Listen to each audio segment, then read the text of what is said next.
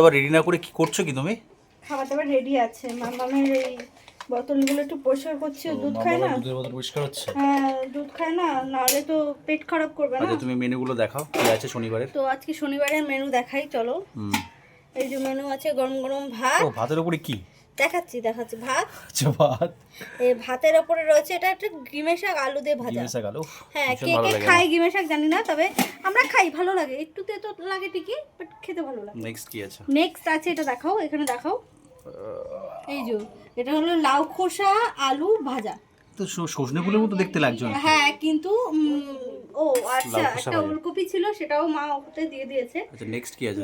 Next আছে এই যে বেগুন টমেটো ভর্তা পোড়া যেটা বলো সেটাই। আর তারপরে যেটা আছে সেটা দেখাই। এই যে আজকে হচ্ছে স্পেশাল কুমড়ো আলু দিয়ে সয়াবিনের তরকারিটা একটু বড় করা হয়েছে, তার কারণ যে কটা আইটেম দেখালাম সবই তো শুকনো, আর আমি একটু গ্রেভি ছাড়া খেতে পারি না, আমি শুকনো একদম খেতে পারি না, মনে হয় যেন গলা আটকে আসে। ওকে, যার কারণে একটু ঝোল করা হয়েছে।